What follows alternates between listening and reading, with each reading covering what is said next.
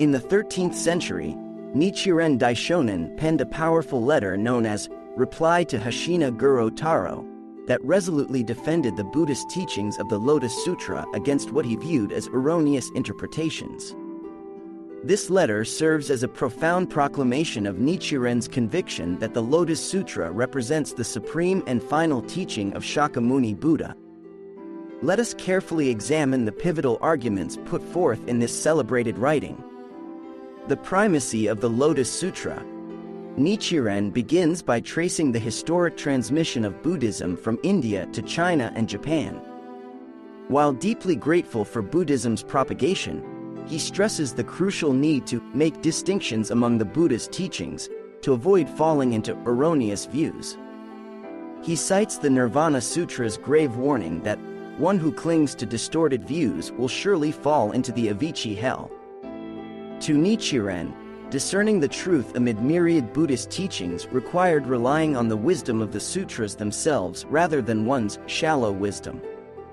He points to the Lotus Sutra, emphatically declaring itself the highest teaching of all, likening it to the ocean's depths, the sun's brilliance, and Mount Sumeru's loftiness, asking, could anything be deeper than the ocean, brighter than the sun, or higher than Mount Sumeru?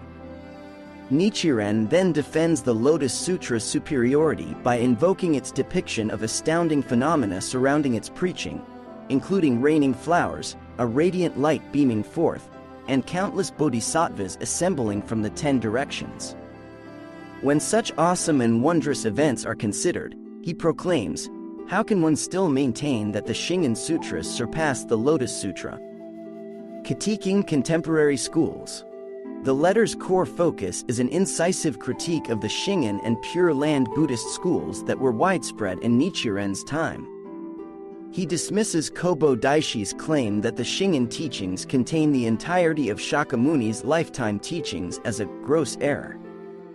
Moreover, Nichiren cites the preeminent Mahayana philosopher Nagarjuna's own words stating, those sutras which expound the attainment of Buddhahood by those of the two vehicles are esoteric teachings, and those which do not are exoteric teachings.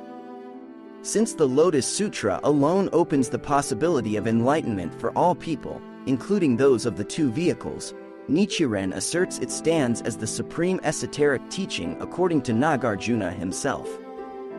Nichiren is equally stringent in his critique of the Pure Land school founded by Honen. He flatly declares that Shan Dao and Honen were like devils who wraps their body in a priestly robe, and will try to destroy this true law of mine. He accuses them of deception, luring the ignorant by displaying a variety of majestic powers. Shan Dao is condemned as an incarnation, scheming to undermine the correct teachings. Nichiren further reproaches the Shingen school for overemphasizing worldly benefits, like wealth and romantic desires, instead of the Buddhist goal of enlightenment. He scathingly compares their trivial results to the supernatural feats of ancient Indian Brahmins, suggesting their purported powers are unimpressive by comparison. The grave error of slander. Throughout the letter, Nichiren returns to the theme of the grave karmic offense of slandering the Lotus Sutra and its primacy as the Buddha's highest teaching. Quoting the sutra itself, he grimly warns, one who refuses to take faith in this sutra and instead slanders it. After he dies, he will fall into the hell of incessant suffering. Applied to his contemporaries like Kobo and Shan Dao, Nichiren portends that Kobo will surely fall into the great citadel of the hell of incessant suffering where he will undergo agony for countless kalpas. This pernicious threat of hellish consequences leads Nichiren to sternly denounce the priests of these schools as evil friends to all living beings. Even more than venomous serpents or malevolent demons, one should fear evil friends who follow Kobo, Shan Dao, and Honen. He direly cautions his recipient against even showing the letter to others or risking association with these persons of profoundly distorted views. Toward the letter's close, Nichiren reiterates the Buddha's forewarning of false teachers who would assume the forms of stream winners, once returners, non-returners, arhats, pratyeka Buddhas or Buddhas, and will try to destroy this true law of mine. He clearly sees the contemporary Shingon and Pure Land schools as embodying this dire prophecy of slanderous teachings masquerading as legitimate Buddhism. Nichiren's letter stands as an impassioned denunciation of interpretations that deviate from the fundamental truth he saw expressed in the Lotus Sutra's elucidation of the Buddha's enlightened teachings. From his perspective, infinite realms and cycles of rebirth in the hell realms awaited anyone who surrendered proper Buddhist practice to these misguided schools. As the Lotus Sutra's premier proponent, he positioned himself as a spiritual bulwark against the distorted views threatening its pure propagation. As he sagely summarizes toward the end, never show this letter to anyone. I will visit and talk with you in the fall of next year, as you requested. The scope of Nichiren's critique. While Nichiren's reproaches towards the Shingon and Pure Land schools are undoubtedly severe, it is critical to understand the broader context. He was not simply airing personal grievances, but perceived an existential threat to the correct propagation of Shakyamuni Buddha's supreme teachings. From Nichiren's perspective, the very purpose of the Buddha's appearance in this world was to lead all beings to enlightenment through the Lotus Sutra's teachings. Any doctrine that fell short of this universal liberation or created obstacles to it, even unintentionally, represented a dire regression in attaining the Buddha's compassionate aims. Viewed through this wide lens, Nichiren's remonstrations were not merely sectarian infighting, but a principled stand to protect the Dharma's essence from becoming obscured or diluted. As the Lotus Sutra's preeminent champion, he likely saw refuting distorted or incomplete interpretations as a profound duty to the Buddha himself. In this light, strong language like evil friends and ominous Avicii hell references were not gratuitous provocations.